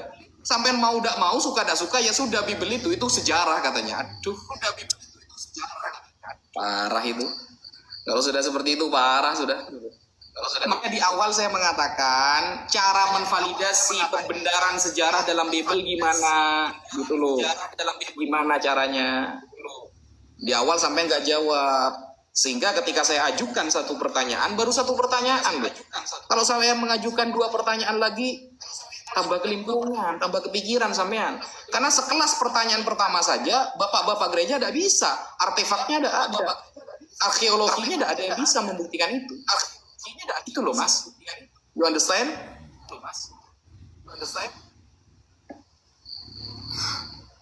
Ya, kita kulitin dulu ini yang namanya bau pandan dulu ya. Oke. Mana Pak itunya Pak? Ya, biar kita ini dulu. Apa namanya? Tanding ulang. Oke. Ya. Kita fokus deh Pak. Ya, Anda mengatakan tadi bahwasanya bangkai itu tidak ada yang wangi Pak. Anda sudah mengerti sendiri. Anda menjawab pertanyaan saya, tetapi Anda itu seolah-olah Muhammad lagi berwudu dengan air bangkai, Pak. Tetapi karena Anda mengatakan bangkai itu tidak ada wangi pandan, Pak CP, iya, tidak ada wangi pandan. Tapi di sini Rasul Anda lagi berwudu dari air bangkai. Apakah sudah Muhammad itu berwudu? Yes. Rasulullah SAW ketika dikatakan kepada beliau bahwasanya engkau telah diberi apa Pak? Air dari sumur Budla'ah, tempat pembuangan Pak. Ini sumur bukan sekali pret Pak. Jadi kalau Anda mengatakan apakah itu sumur sekali pret? Tidak, tempat pembuangan kayak sepiteng. Pak, sepiteng Bapak itu sekali pret atau tempat pembuangan Bapak? Pasti namanya CP, sepiteng itu memang tempat pembuangan CP. Nah, itu. Jadi sumur itu tempat pembuangan, tetapi tempat pembuangan ini mana Muhammad bikin untuk berwudu. Berwudu itu kan kumur-kumur Bapak, kumur-kumur dia. Ini loh tempat pembuangan. Artinya orang ketika dia kumur-kumur. Bekas bangkai anjing. Anda tadi mengatakan dengan sadar tidak ada bangkai itu yang wangi Pak CP. Benar. Kenapa Rasul Anda bau malah berwudu Pak? Kalau Anda mengatakan Alkitab itu ada, ini saya katakan kepada Anda bahwasanya pembagian Alkitab kami itu adalah Alkitab, ada kitab sejarah, ada kitab Injil, ada kitab sejarah, ada surat-surat. Ke perjanjian lama juga ada kitab nabi-nabi kecil, ada kitab nabi besar, ada juga kitab-kitab puisi dan hikmat, ada juga mengenai kitab-kitab sejarah tuh. Jadi gak wahyu Quran dari Allah, Quran wahyu dari Allah, datang Jibril, datang wahyu, ini pasti dari wahyu, bukanlah ini. Bukan begitu kitab kami, gitu loh. Jadi mau Anda juga mau berbeli, memang begitu kitab kami. Lalu kau katakan, mana buktinya Rasul aku berwudu dari yang bawa bangkai ini? Wahai Rasulullah, engkau berwudu darinya, padahal banyak sekali bangkai dimasukkan dalam sumur itu. Dia dinasihati loh. Dan dikatakan di sini bahwasanya itu air loh, air Bapak Ustadz. Ada yang menasihati dia, jangan berwudu dari situ Muhammad, jangan. Kenapa? Banyak air di situ. Tetapi tetap aja beli kumur-kumur Bapak Ustadz. Anda hanya katakan, Anda pergi ke fikihnya, fikih 1000 kali fikih pun kalau ada sudah air bau berbangkai, itu Bapak nggak bisa lagi dipakai. Mungkin air minum Bapak itu bau bangkai kayaknya itu. Ya sunnah Rasul Bapak, air putih Bapak minum. Sunnah Rasul. Ya, jadi kalau kita baca dikatakan di sini boleh kata berwudu sumur Budla'ah itu tempat sumur tempat pembuangan kotoran haid, bangkai segala macam.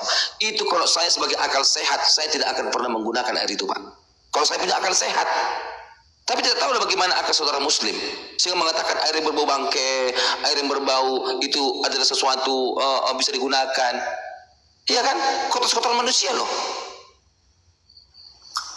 Saya punya sepiteng Pak. Aromanya Pak, sepiteng saya naujubillah min jalik Bapak. Naujubillah min jalik baunya sepiteng saya. Ini sumur ini ini Muhammad Pak, Rasul Anda ini. Makanya apa ini minum Muhammad saat dia hidup? Apa yang minum dia? Sumur jor, sumur kor, sumur dor. Lalu Anda mengatakan sejarah itu adalah ditentukan orang-orang tertentu. Sejarah tidak beragama. Apa menjadi Anda mengatakan sejarah ditentukan orang-orang tertentu? Sejarah apa tentukan orang tertentu? Agamanya apa? Sukunya apa? Bangsa apa? Jangan-jangan sejarah ini tentukan oleh orang Islam sehingga Anda mengatakan sejarah ini tentukan oleh orang Islam. Anda itu gimana sih Anda berpikirnya Pak Ustaz? Mana buktinya Muhammad ada orang berak lalu Rasulullah itu berwudu? Ini buktinya masih bau kok. Ini masih bau loh. Gimana sih? Ya, jadi Anda kalau mengatakan di mana itu datanya Muhammad lagi berak masih bau? Ini datanya Abu Daud 60, Abu Daud 61. Nih, masih bau loh nih. Ya, bekas kotoran yang berbau busuk ini, yang berbau busuk, Pak. Ayo. Supaya Anda masih bau ini, masih fresh. Masih fresh. Masih fresh, Pak. Bukan terbenam, Pak. Kalau dia sudah lama, udah nggak bau. Ini masih bau, Pak. Ah, silakan. Kayaknya Ayo. pertanyaan saya gak dijawab-jawab, mending kita sudahi deh. Lanjutlah. Kau terulang kita. Ayo. Dengan tema yang lainnya. Karena gak dijawab ini kan. Udah, lanjut lagi. Saya sudah mengatakan kitab ini, kitab saya itu terbagi dari ini Pak ya, ada namanya kitab-kitab sejarah Pak. Jadi kalau kitab-kitab sejarah antum menolak, aku mau ngomong apa deh Pak? Ya buktikan. Gimana sih Anda ini? Ada yang membenarkan sejarah itu, mana buktinya? Ada yang membenarkan sejarah itu, mana buktinya? Iya, kalau kamu katakan bukti di luar dari Bible tentang sejarah mengenai sensus penduduk yang kau katakan itu, saya menjawab. Kalau sejarah mengenai Matius, Markus, Lukas, Yohanes itu adalah bukan suatu yang kau katakan apakah itu kayak Al-Quran, misalnya firman Allah yang dituliskan oleh para nabi segala macam. Bukan seperti itu Pak. Ada nggak yang jadi mereka hidup itu bikin aja match Pak, berenak Pak, bikin aja match. Daripada lomba-lomba toa saya nggak suka. Enggak, bukan gitu loh. Tanding ulang aja, tanding ulang. Iya, maksudnya tanding ulang aja, tanding ulang. Santai dulu. Saya nggak mau saya adu bacot iya, tanding ulang aja lah kita. Anda punya waktu, aku punya waktu Pak. Saya sudah mengatakan kitab kami itu ada kitab-kitab sejarah, tapi Anda menolak itu harus di luar Bible kamu katakan. Nah, gitu loh. Membuktikan kebenaran di dalam iman Kristen, Mas. Iya, tanding ulang aja kita masih punya ini, kita punya waktu masing-masing. Sampai ada nggak datanya?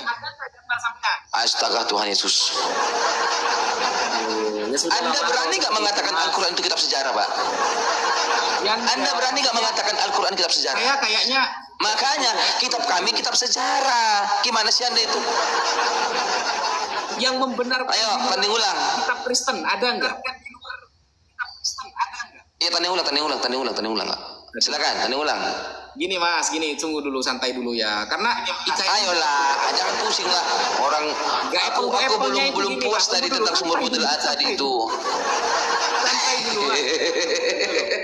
The apple to apple. Tanding ulang. Saya jawab pakai pencet itu. Di sini banyak penontonnya Pak, ada 2000-an Pak, mau pada murtad ini. Tunggu dulu.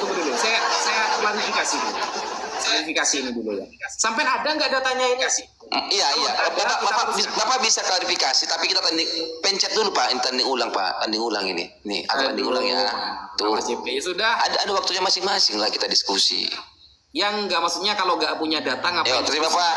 Kalau nggak punya data ngapain diskusi?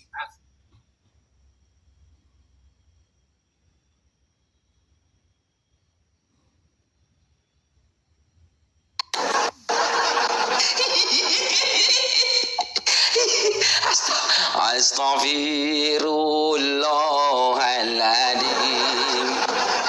Ingat sumur, ingat mamat, ingatlah saat ke kumur sumur rambutlah abau bangkai Muhammad, sumurnya bangkai bau sekali, ada kotoran manusia kumur ada juga bekas pembalut, juga ada juga bekas kotoran haid pembalut septek, juga ada kumur. Cepat ucap Mamat naujubillah min dalik tot sumur dor katanya. Sumur dor ini seperti ini, sumur dor yang minum Muhammad, begini sumur minum mereka. Dasar umat-umat tuyul dulu. Ada begini kitab begini. Kalau itu tadi Pak CP, aku mau bertanya, kata dia. Pertanyaannya tanya lagi langsung Muhammad bersumber. Nah ini bukankah dikatakan bau artinya masih fresh? Masih fresh dong. Coba kalau bangkai 5 tahun sudah gak bau lagi itu. Karena dia beraroma bau, maka itu masih fresh, baru diberakin. Iya kan, logika begitu dong. Kalau itu baru diberaki, maka dia mengeluarkan aroma bau, logika dong. Ya kan, yang berbau busuk kan masih berbau, artinya masih fresh. Iya kan, coba aku kalau aku sekarang di kebun, lalu aku datang 7 minggu kemudian, 7 minggu loh, sudah gak bau itu. Karena sudah lama. Tapi kalau aromanya bau busuk, berarti itu adalah masih diberakin. Baru aja diberaki, baru aja dilempar bangkai. Belum menjadi itu dia pertalite, belum jadi pertalite. Gitu loh ya. Jadi kita harus tahu dulu mana yang berbau, mana yang sudah tidak berbau lagi gitu loh. Masa yang bau busuk? Mana ada dalilnya Muhammad itu berwudu, dibuduin dia? Tak ada sampai kiamat. Ini belum kiamat. Lo ketemu datanya. Belum kiamat loh. Kan masih bau. Gimana sih? Kecuali dibuang bangkai anjing, bekas softtek dan aneh-aneh. Dibuang sumur itu. Datang saya 100 tahun kemudian, udah nggak bau itu. Iya kan? Logika dong. Udah nggak bau lagi tuh. Sudah jadi pertalit, udah dimakan cacing, tinggal tulang-tulang. Nggak bau lagi tuh. Ini kan yang berbau loh, bau busuk katanya. Kalau bau busuk berarti masih fresh, masih ada daging-daging atau apa aroma yang bikin bau, kan begitu. Mana di luar Alkitab? Alkitab itu adalah penkanonannya, itu ada kitab-kitab sejarah.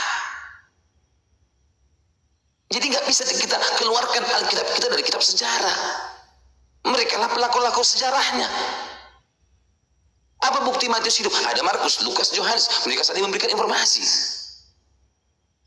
Sakit jiwa memang Ustadz itu. Karena Alkitab kami bukan wahyu seperti Islam. Al-Quran dari Allah. Al-Quran dari Allah. Al-Quran dari Allah. Wahyu. Allah. Bukan begitu. Makanya kalau nggak tahu kitab Yahudi, nggak usah jadi Islam.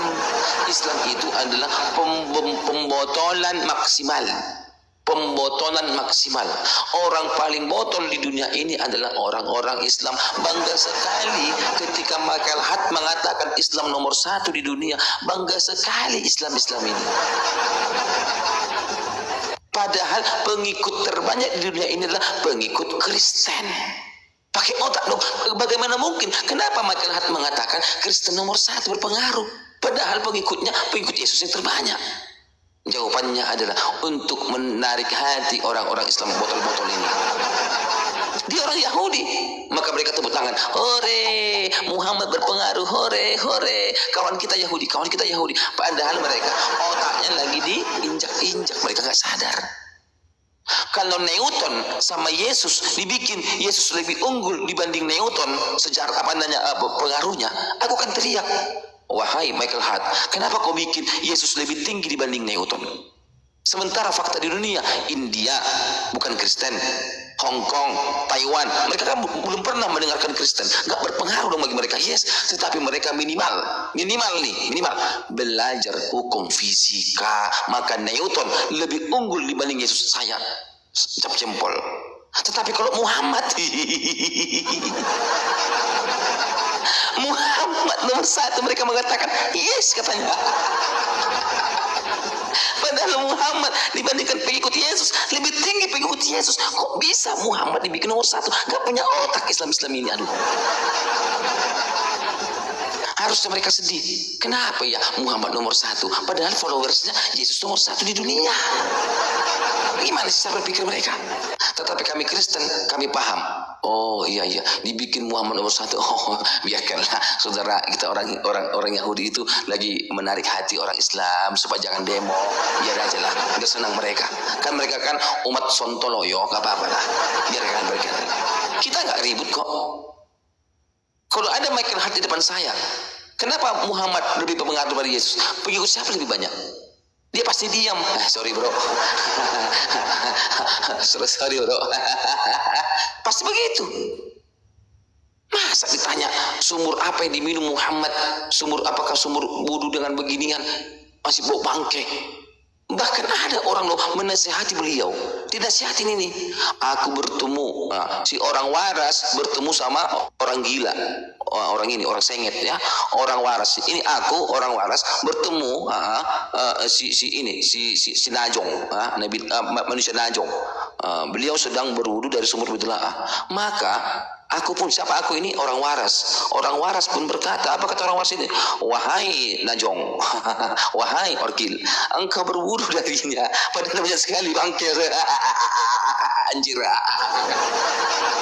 Orang waras lagi menasihati orang Najong. Masa berwudu dari air bangke ini diminum Muhammad?